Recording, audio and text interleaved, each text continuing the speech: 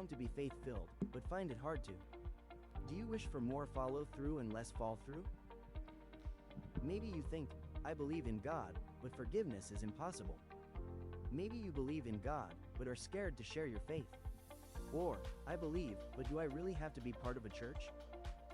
Join us as we try to move forward in belief and practice.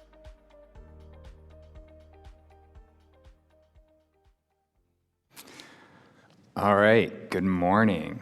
Thank you. I think many of you probably already know me already, but I'm Matt. I'm Emma's husband, if that wasn't clear. And we have been at Community Covenant since we launched back in 2020. My wife and I also serve on campus with Cru, and so we get to partner quite a bit with this community, reaching college students just down the block here. As a little prelude before I hop in, when I teach, I like to have a little bit of interaction. So I'm going to ask a few questions, and I actually want you guys to shout the answers back. So tell me what you think. Give me an actual answer. I'll try to echo it so the people online can actually hear it in case they can't hear you. But go ahead and throw out your answers. So to start us off, if you had to describe our church to someone who's never heard of Jesus before, what would you say? A word or two. Welcoming. Nice. Yeah. Honest. Nice. I like it. Full of truth. Nice. Elementary school. Okay. Yeah. Very direct. Yeah, that works too. That's great. I asked my students a similar question this past year, asking them to describe Cru, what they were experiencing on campus. And they talked about community, about friends, about a place to belong. We at church here literally put it in our name. We said we're Community Covenant, right? Like it's something that we care about. And I'm really glad that that's been their experience and that that's been your experience here. It's a place where you can belong. As staff on campus, we want Cru to be this place where living waters run together, a place where you can belong to a community that knows you, and a place where you can grow together in your walk with Jesus. That's the goal. That's our hope here at Community Covenant too.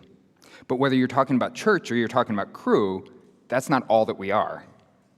Or to be more exact, we are that community, but we're also a community that comes with a mission, with a direction, a purpose.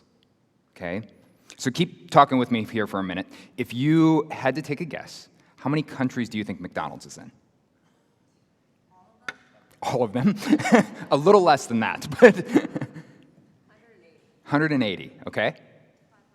500. So I'll give you the cap. There's about 195 countries in the world, depending on how you count it, okay? So McDonald's is in about 119, 120, somewhere in that range. There are very few places you can go that you can't find those golden arches, okay? Same question, but now think for Cru, for this college ministry. It's about reaching college students, sending them to the world. How many countries do you think Cru is in? More than that, more than 100. 190, okay? What sort of a vision would drive an organization like Cru to say, we're going to expand into 190 countries in 75 years, and there's nobody selling fries, right? Okay? It's a vision that's centered on missions. It's this vision that's centered on reaching college students so that they would turn around and reach the world. Cru, since its founding, has been a missionary organization, not just a college club, not just a place where people can come and find other people who think like them. We wanted to reach college students so that they would walk with Jesus for the rest of their lives, and so that they would turn around and reach every pocket on campus, and then graduate and step into pockets in the world so that they would keep reaching people after they graduate. That's the goal. And so it's about living waters running together, but it's also about those living waters running together so that they would step into the dry places, so they would carry it to new places with them. That's the vision. For the church, it's still about living waters running together so that the world would know the Jesus we worship. It's living waters running not just to campus, but to our neighbors, to our families, to our city, right? When I first got connected to Cru as a freshman in college, the idea of missions or evangelism felt really scary. I knew that Jesus had commanded us to tell other people about him. I knew the rule, right? But for the most part, missions and evangelism were this thing that I knew I was supposed to do that in practice just felt really scary. I looked at my Cru staff guy in college and I thought, like, okay, he's the guy who's willing to talk to strangers about Jesus. He's the guy who's going to talk to people on the beach, who's going to talk to people in the coffee shop, who's going to talk to people on campus. And he's probably got a student in tow with him, right? Shivering, but there. I knew the Great Commission. I'd heard people teach on it. I knew it mattered. Go therefore, make disciples of all nations. I was on board. We were supposed to tell others about him. But that felt like too much. It felt scary. It felt like something that was just really for the professional Christians to do, not the rest of us. I'd memorized some Awana verses, but the idea of taking those to people who didn't know Jesus felt really scary. Was I going to be brave enough to actually step across that line? I didn't have what it took. I was worried I'd mess up or that they'd think I was an idiot or that I'd teach them something wrong. Like, I was really scared about it, and I wasn't ready. How many of you guys have ever felt like you didn't have the right words, right personality? Thank you, Laura. Yeah. Just quick show of hands. Like, throw your hands up. How many felt like you weren't prepared? Yeah. So here's the wild thing. We typically identify as something like evangelical Christians, right? It's literally in our name that we care about evangelism. But statistically, about 5% of us share our faith, ever. Okay? Not just once, but ever. Evangelism's in our name, and for some reason the command isn't sticking. It's not something that's shaping how we live out our faith. We're terrified of what Jesus told us to go and do. Or we're just convinced we can't do it. We're unqualified. We're not sure that people want to hear. We believe. Jesus, help our unbelief. Right? I want to spend this morning asking this question of why Jesus would ask us, these messed up, ill-equipped, scared people, to be the ones to carry his gospel. And I think Jesus has something else going on here, has something more in mind than just a commandment that we're going to fail at. So let me pray, and then we'll hop in. Jesus, thank you that we get to open your word together this morning. Pray that you'd fill me and fill us with your spirit so that we would hear and see you better because of it. Pray in particular for this mission that you've set in front of us to be a people who bear life for others, a people who bear your gospel. Pray that as we open your word together, you would stir us to that, to see the worth and the value and the gift in being a people who are on mission for you. In your name, amen. Okay, one more question for you guys here. So there are two miracles that are recorded in all four Gospels. The first one's the resurrection. Maybe that's a little obvious. Do you guys have a guess at what the second one is? Lazarus, that's good, but no. No? Actually, no. You'd think so, right? Birth of Christ would make sense, but it's only in two of them. Yeah. That one might actually count, but I didn't put it in my list. So the second one is feeding the 5,000, okay? And that's where we're going to look this morning. So if you want to open up with me to Mark 6, 30 to 44, that's where we'll be. Let me read for us. The apostles returned to Jesus and told him all that they had done and taught. And he said to them, "Come away by yourselves to a desolate place and rest a while." For many were coming and going. They had no leisure even to eat. And they went away in the boat to a desolate place by themselves. Now many saw them going and recognized them, and they ran there on foot from all the towns and got there ahead of them. When he went ashore, he saw a great crowd, and he had compassion on them, because they were like sheep without a shepherd. And he began to teach them many things. And when it grew late, his disciples came to him and said, "This is a desolate place, and the hour is now late. Send them away to go into the surrounding countryside and villages and buy themselves something to eat." But he answered them, "You give them something to eat." And they said to him, "Shall we go and buy 200 denarii worth of bread and give it to them to eat?" And he said to them, "How many loaves do you have? Go and see." And when they found out, they said, 5 and 2 fish. Then he commanded them all to sit down in groups on the grass. So they sat down in groups by hundreds and by 50s. And taking the 5 loaves and the 2 fish, he looked up to heaven and said a blessing, and broke the loaves and gave them to the disciples to set before the people. And he divided the 2 fish among them, and all ate and were satisfied. And they took up 12 baskets full of broken pieces and of the fish. And of those who ate the loaves were 5,000 men. Okay.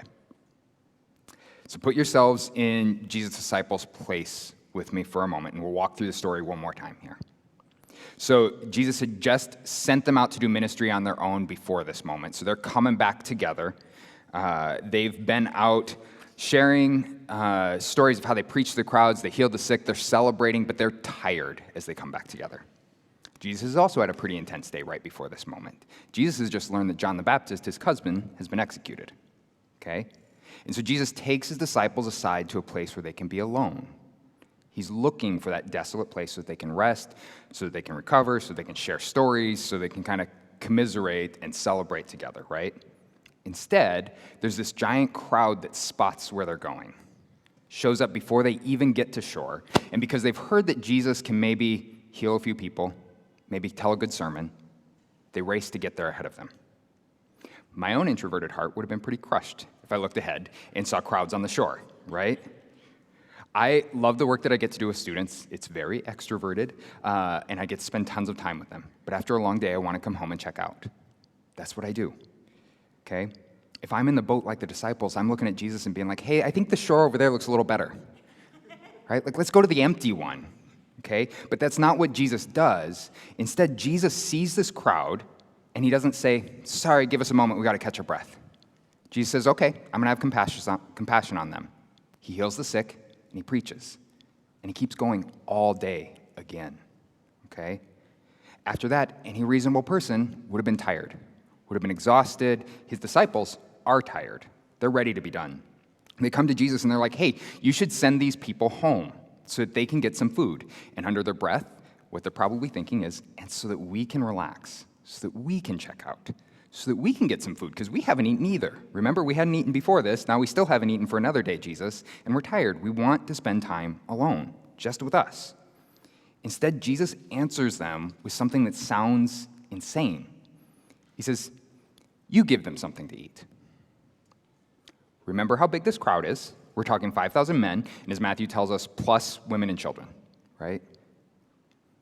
Think like the disciples here. What are you thinking when Jesus says that? You're nuts. Yeah, that's fair. Yeah, maybe something like, are you serious, Jesus? Is that really what you're expecting us to do? I just want a good meal. I want my pillow, maybe some time hanging out with these other disciples. I want time processing the last couple of days. I want to tell you what happened, Jesus, while I was gone, right? You got to be joking. And instead you give me this riddle, right? But he keeps pressing them. And they go back out into the crowd to check how much food they can find. Okay? They come back, and the Gospel of John tells us that they found this little boy who has 5 loaves and 2 fish. His mom probably packed him a nice lunch to go listen to Jesus, right?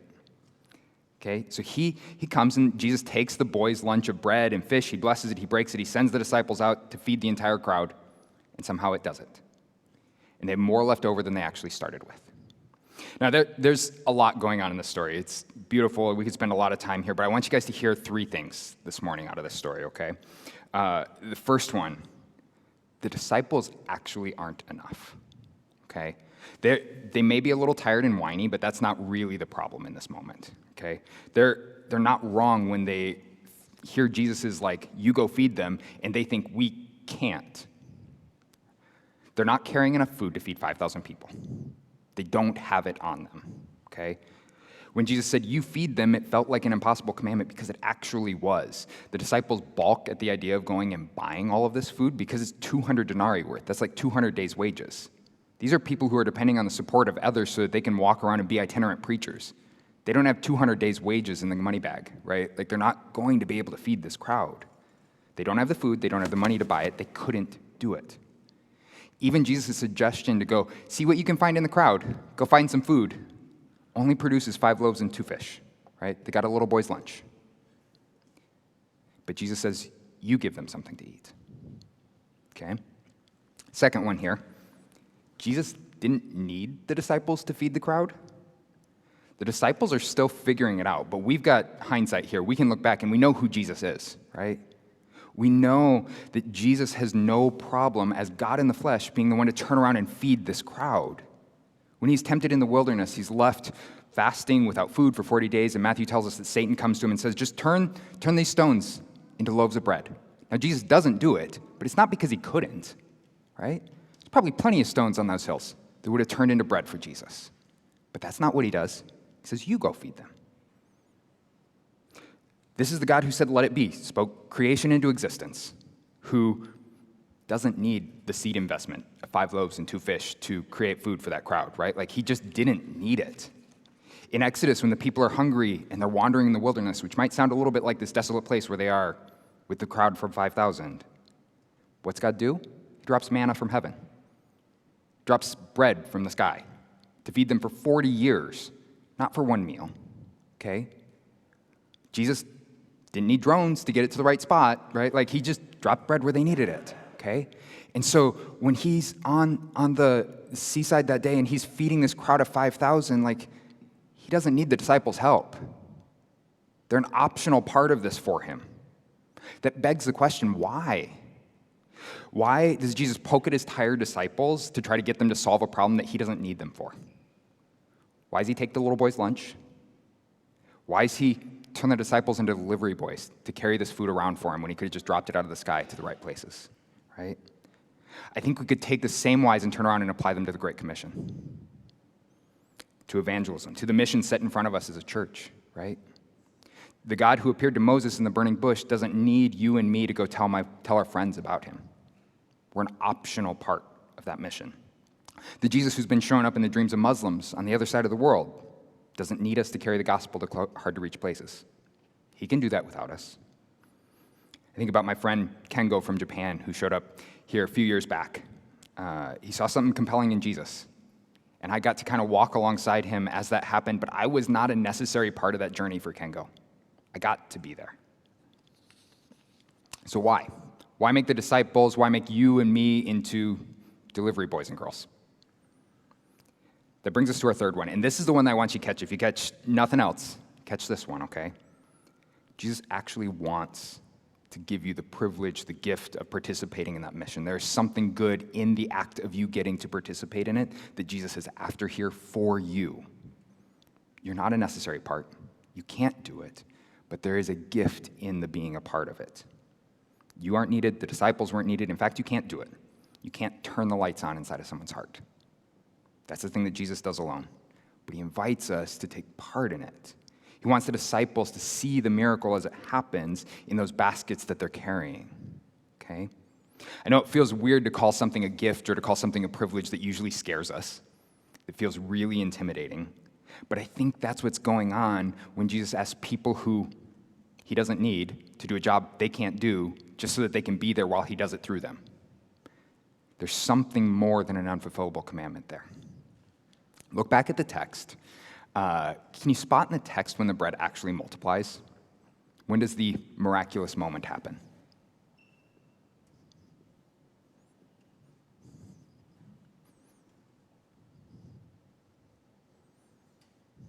Yeah, go for it, Laura. Taking the 5 loaves and the 2 fish, looking up to heaven, he gave thanks and broke the loaves. Then he gave them to his disciples to set before the people. He also divided the 2 fish among them. They all ate and were satisfied. Okay, so somewhere in those lines, you're totally right, yep. So I think we might be tempted to say it's the moment Jesus blesses it, right? Like, he prays, he blesses the food, and we're thinking, oh, like, then magically there's all this bread. But he turns around and then hands it to his disciples, to these 12 guys. So I think we still got 5 loaves and 2 fish now. It's just broken up at that moment, okay? Because they can still carry it, and I don't think they could do that for the 5,000 people, okay? And so I think Jesus hands them 5 loaves and 2 fish. They carry those broken 5 loaves and 2 fish. And so imagine with me again, you're in those disciples' places, and Jesus has just handed you this tiny little piece of bread, a little piece of fish, and he's already told the crowd to sit down. They're sitting in circles waiting on you to deliver their food. You got a tiny little piece of bread, tiny little piece of fish, okay? They're watching you. And you're walking up to the crowd, maybe this first group of 50, probably feeling a little nervous because who wants to be the guy who walks up to that crowd and is like, here's a tiny little piece of something, like maybe this will tide you over, at least the first 3 of you, right? Like, as a Midwesterner who regularly hosts events that like involve food and feeding a lot of people, the idea of running out of food at something like this feels like a massive embarrassment, right? Like, this is bad, this is anxiety, right? And they're just walking up, their tiny little piece of bread, tiny little piece of fish, to their first group of 50. No, and the next group over there still has to eat from this too. But you do it. You break off a piece of bread, you hand it to someone in the first circle, and they begin to break off pieces, and they're passing it around the circle, and somehow it keeps going. It keeps feeding the people. And then strangely, as you look in your hand, you realize, I've still got bread. I've still got fish. You walk to the next circle. You keep feeding them. You keep carrying it. Each person's getting a piece, is getting passed around the circle. It happens again and again and again. And at some point, I got to imagine you're trying to look at your hand and catch the moment when that bread turns into more bread, right? Like, when's the actual moment? And if it's anything like missions or evangelism in the way that I've experienced it, it's really hard to spot the moment, but you feel it and you see the fruit of it, right? You see the bread that just keeps feeding, the fish that just keep going somehow. You see the people eating. In the end, you pick up more bread and fish than you actually started with. The crowd is fed, they're satisfied, Midwestern, potluck success, right? Like, we did it.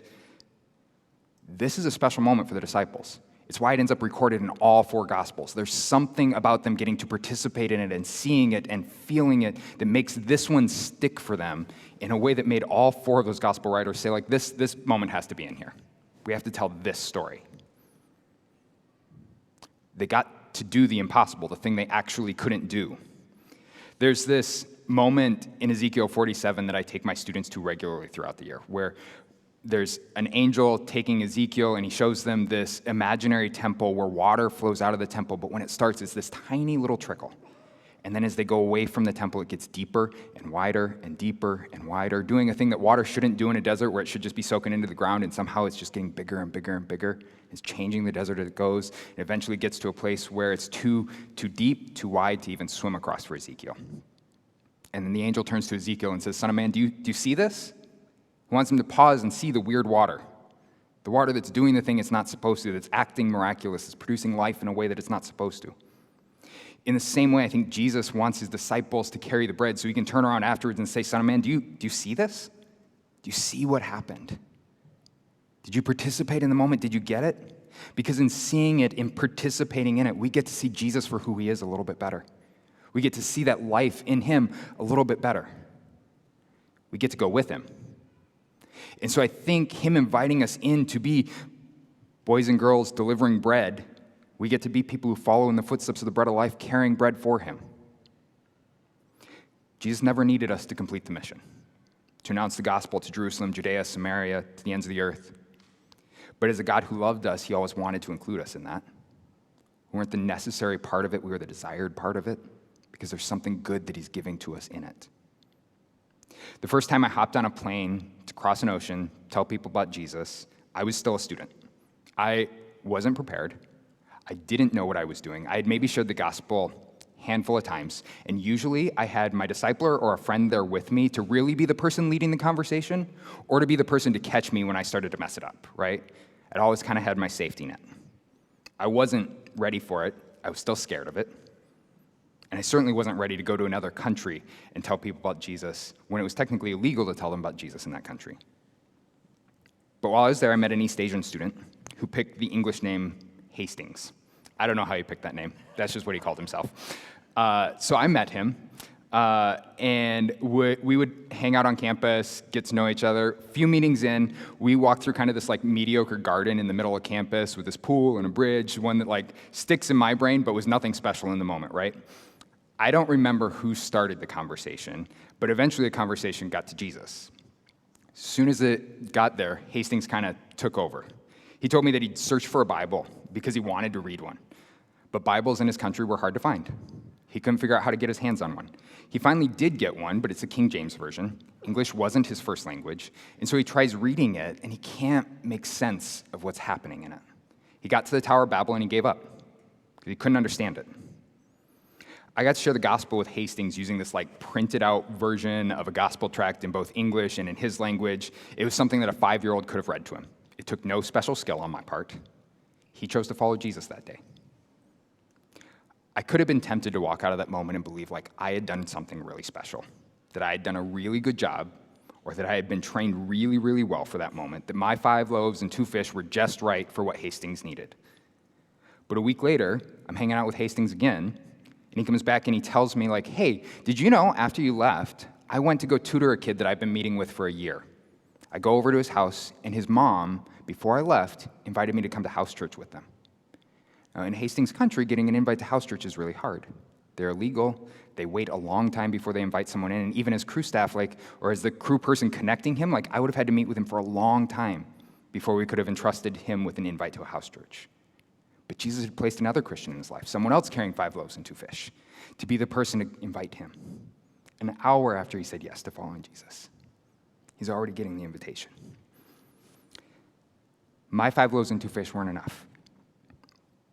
That mom's 5 loaves and 2 fish weren't enough in the moment, right?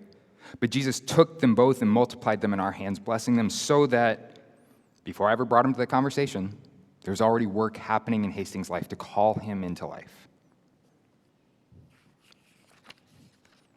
And over the years, as I've gotten to do this, not just as a student, but as my job, and get to be there for conversations like that with students, that's kind of how it works. That special conversations with Hastings where it felt like Jesus was doing something behind the scenes, and then it just pulled together in the last minute, and my 5 loaves, my 2 fish turned into something magical, something beautiful there, that I've come to realize that wasn't just a missions overseas sort of thing, okay? It's a Jesus thing. I'm going to trust him, and I'm going to carry the bread. And he's going to show up and meet me with the rest of it. I haven't gotten so much better at sharing the gospel that my bread and fish are enough now. They're still not.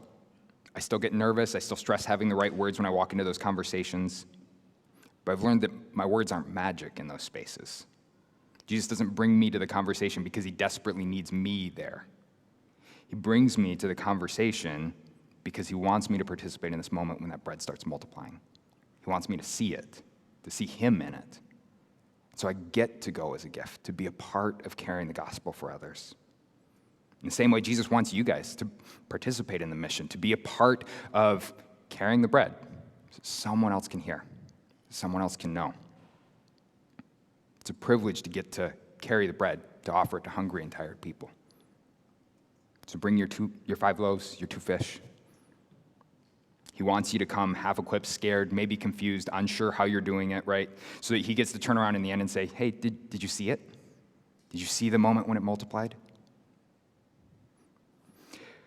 Jesus wants to bring you on mission with him so that you get to share the joy in carrying the bread, seeing that miracle of life when your friend makes a decision to say yes. Say, yeah, I want that too. I want to follow Jesus. So here's my invitation for you this morning. Don't miss the invitation when Jesus asks you to deliver the bread for someone, okay? Even if you don't think you're ready, it's just not actually about what you do. When you get the offer to go on mission, whether that's to your friend who doesn't know Jesus, or your coworker who might say yes to an invite to church, or it's to a close country on the other side of the world, let me invite you to say yes, because Jesus has something good for you in that invitation. Say yes, not because Jesus commanded you to go, he did do that, but say yes because Jesus wants to let you carry the bread.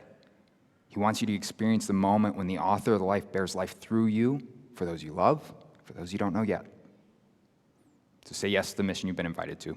Pick up the bread. Let me pray for us. Jesus, thanks for this morning. Thanks that we get to open your word together to think about what it means to be people who will carry the bread for others. I pray for my brothers and sisters here. Would you fill us with your spirit and let us be a people who are willing to bear the gospel for the sake of others knowing you. Amen.